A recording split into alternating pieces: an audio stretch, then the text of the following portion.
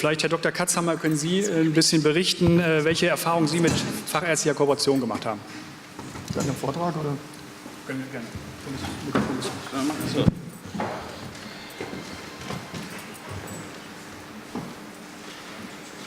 Ja, grüß Gott zusammen. Ich möchte natürlich jetzt für das Regensburger Ärztenetz sprechen. Das heißt, ich spreche nicht bloß für die Fachärzte, sondern auch für die Hausärzte, die damit eingebunden sind. Generell ist ja die Fragestellung, Sie sehen es links oben, Netze sind zum Fischen da. Als Arzt ist man sich nicht immer ganz sicher, an welcher Stelle der Nahrungskette man jetzt eigentlich steht in dem ganzen Zusammenhang. Ist man jetzt der Fischer oder wird man gerade schon wieder gefischt? Auch die Angst möchte ich Ihnen ein bisschen nehmen und Ihnen erklären, dass man wirklich vor solchen Netzstrukturen eigentlich keine Angst haben muss, dass die gerade für uns Ärzte eigentlich auch erhebliche Vorteile bringen. Die Fragestellung, können Ärzte oder Fachärzte auch Kooperation, die werden Sie sicherlich nach dem Vortrag für sich selbst beantworten können. Die Frage muss ja auch vielmehr lauten, wie können Fachärzte noch besser kooperieren, mit wem können sie noch besser kooperieren und wie kann uns die Politik dabei unterstützen. Regensburger Ärztenetz, was ist das? Das ist eine Vereinigung aus 222 niedergelassenen Ärzten aus Stadt und Landkreis Regensburg. Es ist so verteilt, 2/3 Fachärzte, 1/3 Hausärzte. Wir decken das gesamte Spektrum eigentlich ab, also fast alle Facharztgruppen sind vertreten. Es sind 3 ambulante OP-Zentren auch mit angegliedert und über die entsprechenden Belegarztverträge und die Konsiliarverträge sind auch die großen Kliniken natürlich alle irgendwo mit im Bunde. Wichtig ist uns bei dem ganzen Konstrukt, dass wir nicht den Überblick verlieren und da helfen uns eben die Fachärzte sehr gut dabei, weil uns diese Lotsenfunktion des Facharztes da sehr wichtig ist. Bei immer größerer Diversifizierung und Spezialisierung ist es immer wichtiger, dass wir tatsächlich die Partner haben, die dann auch tatsächlich unsere Strukturen kennen, in die Strukturen möglichst gut schon eingebunden sind, damit eben Doppeluntersuchungen vermieden werden und die wirklich gleich wissen, wo sie dann den jeweiligen Patienten, sei es zur Diagnostik oder zur Therapie, auch hinschicken können. Das heißt, Ziel von dem Ganzen ist natürlich, für den Patienten gemeinsam eine hochwertige medizinische Versorgung sicherzustellen. Da müsste man eigentlich noch ergänzen bei der Folie, in Zeiten enger Ressourcen, weil genau das macht ja die ganze Sache so spannend. Wenn das Geld knapp ist, dann gibt es immer 2 Möglichkeiten. Entweder ich spüle mehr Geld ins System. Das kann ich machen, indem ich versuche, zunehmende zusätzliche Einnahmequellen zu erschließen, sei es im Rahmen des Kollektivvertrags oder im Rahmen des Selektivvertrags über IV-Verträge, die wir dann als Gruppe einfach abschließen können. Oder über Ergänzungen innerhalb des Kollektivvertrags, § 87b, wird auch noch nicht jedem von Ihnen was sagen, da werde ich später noch mal gezielt darauf eingehen. Also sich in diesem Dschungel zurechtzufinden, denke ich, ist als Gruppe auch deutlich leichter als für die Einzelperson. Die andere Hälfte von dieser Problematik, Geld sparen, ist sicherlich die Ausgabenseite. Also man kann, wie gesagt, Einnahmequellen erschließen. Noch wichtiger, und das ist eigentlich die Hauptaufgabe auch der Netzarbeit, ist tatsächlich die Arbeit so effektiv zu gestalten. Und da spreche ich jetzt nicht bloß von finanzieller Effektivität, sondern sicherlich auch von Ressourcenbedarf, sei es zeitlich oder von persönlichem Engagement, dass wirklich die Arbeit dann auch entsprechend sinnvoll aufgeteilt ist, sinnvoll koordiniert ist. Und da hat das Ärztenetz ganz große Vorteile, da kann das Ärztenetz auch Geld einsparen und somit jedem Beteiligten auch Vorteile bringen. Dazu muss es sich allerdings auf verschiedenen Tätigkeitsfeldern bewegen und die werde ich Ihnen jetzt kurz vorstellen. Also das Haupttätigkeitsfeld, klar, es ist ein Ärztenetz, da geht es natürlich inhaltlich mal um medizinische Belange. Das decken wir ab mit Qualitätszirkeln. Aktuell sind 17 Qualitätszirkel gemeldet, also die wichtigsten Facharztgruppen alle vertreten, die treffen sich unregelmäßig häufig. Also die häufigsten, das ist dieser Qualitätszirkel Effizienz, der versucht monatlich zusammenzukommen, die anderen Qualitätszirkel eher zweimal jährlich. Da werden praktisch medizinische, aktuelle, inhaltliche Themen facharztbezogen abgehandelt. Es werden Behandlungspfade entwickelt, die dann auch einheitlich gelten sollen für alle am Prozess Beteiligten. Und die Ergebnisse dieser Qualitätszirkel werden natürlich dann auch den Patienten im Rahmen von Patientenseminaren näher gebracht. Ein Beispiel für so eine Qualitätszirkelarbeit ist das aktuelle Projekt Polypharmazie. Da versuchen wir in Zusammenarbeit mit der Pharmakologie der Uni Regensburg jedem eingeschriebenen Patienten, der mit 4 oder mehr Medikamenten gleichzeitig behandelt werden muss, tatsächlich zweimal im Jahr so einen Interaktionscheck anzubieten. Wir stellen dafür natürlich auch die ganzen Datenbanken bereit, die erforderlich sind, um das Ganze abzuklären. Und im Rahmen dieses Interaktionschecks soll es natürlich auch nochmal überprüft werden, ist überhaupt die Medikation noch erforderlich, muss die umgestellt werden, bestehen irgendwelche Risiken. Zweiter Hauptpunkt natürlich bei Ärztenetzen, da geht es nicht bloß um Inhalte, sondern es geht natürlich auch um das, wie man miteinander umgeht, also sprich um die Kommunikation. Intern leisten wir das durch unser Intranet, also wir haben da einen recht flotten Website-Auftritt, der auch tatsächlich täglich bearbeitet wird und aktualisiert wird mit einem öffentlichen, nicht öffentlichen Teil, und wir schicken regelmäßig Newsletter rum. Das haben sicherlich die Mitglieder gerade in den letzten Tagen auch deutlich erfahren, wo wir immer wieder auch auf diese Veranstaltung zum Beispiel hingewiesen haben. Patienten gegenüber können wir uns mit diesem Printmedium äußern. Das ist Regensburger Ärztenetz Gesund Plus Magazin, nennt sich das. Das ist so eine Art Apothekenrundschau des Ärztenetzes, wenn man es salopp sagen will. Ist auch tatsächlich ähnlich aufgebaut, also gibt es immer ein paar inhaltliche, fachliche Themen, ein bisschen einen unterhaltsamen Teil. Und es gibt natürlich die Möglichkeit für jedes Mitglied, sich da auch entsprechend zu präsentieren, gerade die Neumitglieder oder auch wenn irgendwelche neuen Verfahren eingeführt worden sind, dann kann man das da auch den Patienten gegenüber präsentieren. Das wird zweimal im Jahr aufgelegt, liegt dann kostenfrei in den Mitgliedspraxen bereit. Eine kleine Besonderheit noch, die aktuell nur wir umgesetzt haben als Netz. Das ist ein Mentorenprogramm für Praxiseinsteiger. Wir kümmern uns praktisch schon um die Kommunikation mit Kollegen. Das wird jetzt vor allem die Studenten, denke ich, sehr interessieren, die noch gar nicht im Netz sind, weil sie noch gar nicht Mitglied werden können, weil sie ja noch gar nicht niedergelassen sind, die sich praktisch bloß mit dem Niederlassungsgedanken tragen. Da ist es so, dass wir festgestellt haben, dass viele Finanzdienstleister eigentlich flächendeckend schon Beratung anbieten. Allerdings geht es da inhaltlich natürlich mehr um diese Dinge, wie finanziere ich das Ganze, sicherlich auch um Zulassungsfragen, aber die ganzen wirklich fachspezifischen, inhaltlichen Dinge, die sind da schlecht abgedeckt und das versuchen wir jetzt zu unterstützen, indem wir da so eine Liste erarbeitet haben, wo wir praktisch jedem Arzt, der Facharzt ist und sich niederlassen möchte, schon im Vorfeld einen Kollegen anbieten können, mit dem er sich dann auseinandersetzen kann und der ihn dann nochmal ganz spezifisch in Niederlassungsfragen beraten kann. Damit versuchen wir auch ein bisschen die Angst vor der Niederlassung zu nehmen. Das ist unser Beitrag praktisch, um auch den Fachärztemangel da ein bisschen entgegenzutreten.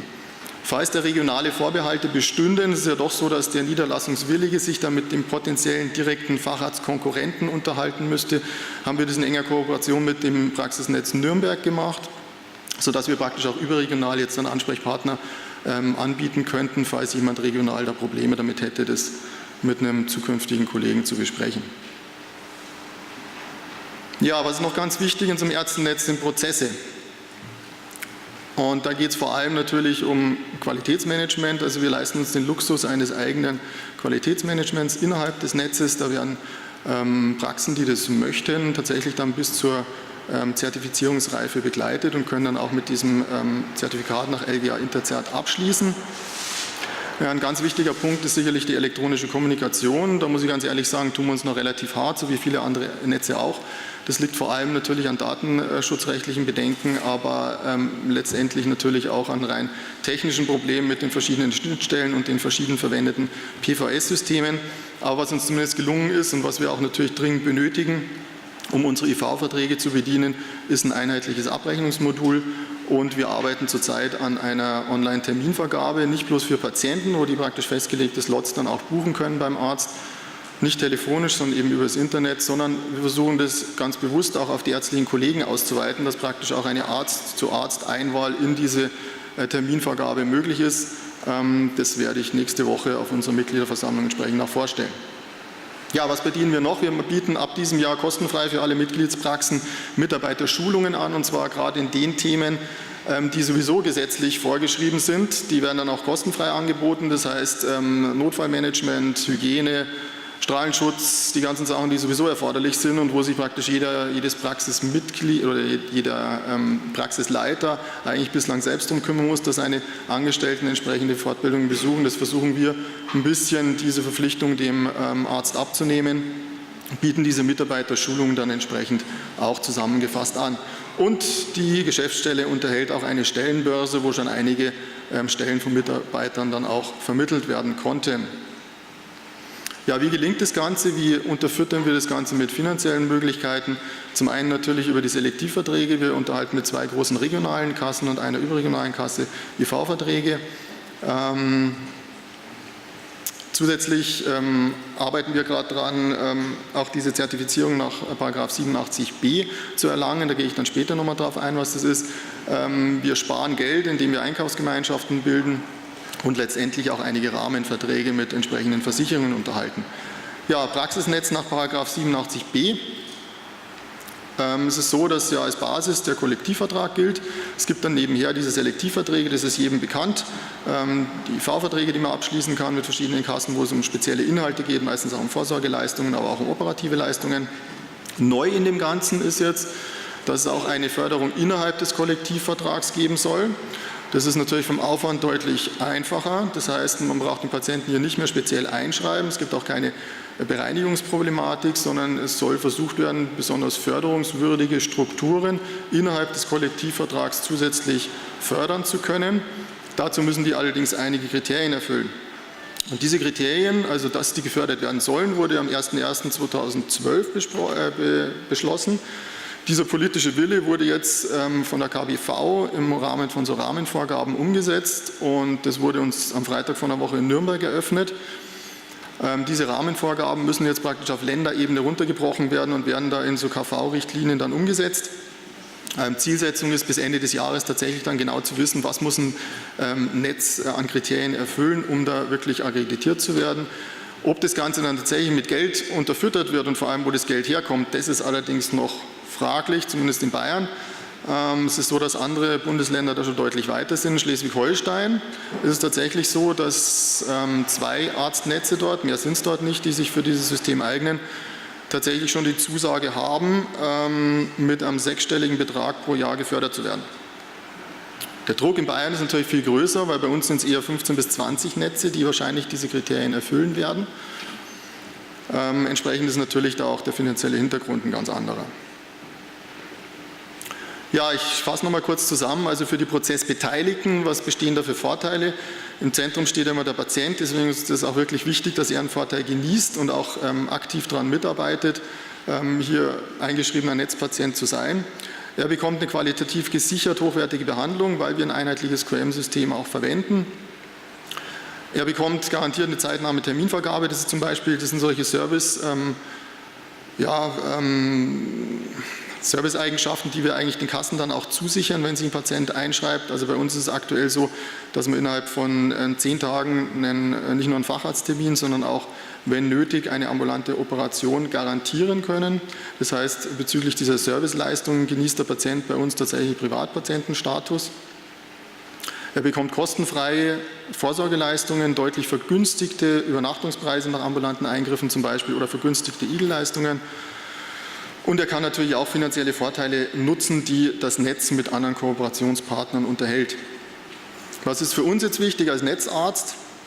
Es ist tatsächlich so, dass ich erst als Gruppe eine kritische Vertragsmasse bekomme. Das heißt, die Kasse oder auch andere Vertragspartner werden erst an mich herantreten, wenn ich eine gewisse Verhandlungsmasse darstelle.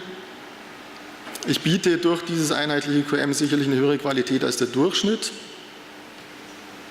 Ich unterwerfe mich dafür bestimmten Regelungen, bekomme aber zufriedene, gut informierte und vor allem vorselektierte Patienten. Das heißt, die Wege innerhalb des Netzes sind so gut koordiniert, dass ich damit effektiv Zeit spare und das Ganze noch zum möglichst fairen Honorar. Das ist klar, dass man nicht alle Begehrlichkeiten da von heute auf morgen umsetzen kann, aber durch die Erschließung zusätzlicher Einnahmequellen ist zumindest möglich, das Honorar etwas anzuheben. Ob das dann einem fairen Niveau entspricht oder nicht, das bleibt offen. Warum spielt die Krankenkasse mit? Naja, die Krankenkassen, die erkaufen sich damit natürlich Planungssicherheit. Die wissen, für ein festgelegtes Honorar bekommen sie da auch hochwertige Leistungen.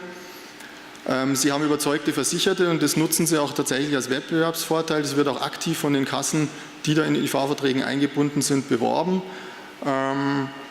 Im Endeffekt realisieren sie mittelfristig sogar Einsparungen. Es geht da vor allem darum, AU-Zeiten zu verkürzen, Krankenhausaufenthalte, stationäre Aufenthalte zu vermeiden. Im Endeffekt haben sie sicherlich positive Aspekte aufgrund einer besseren Kodierung und sind somit gern bereit, auch diese Verträge mit zu erfüllen. Okay, kehren wir zurück zu der eingangs gestellten Frage. Können Fachärzte auch Kooperation? Klar, können sie, leben sie auch jeden Tag vor. Können sie sogar noch besser, wenn man die Hausärzte mit einbindet. Und könnten sie natürlich noch mal besser, wenn das Ganze auch finanziell so unterstützt werden würde, dass wir nicht selber immer in Vorleistung gehen müssen und das Ganze aus Mitgliedsbeiträgen bestreiten müssen, sondern wirklich ein professionelles Management halt dann auch über Zusatzeinnahmen finanziert werden kann.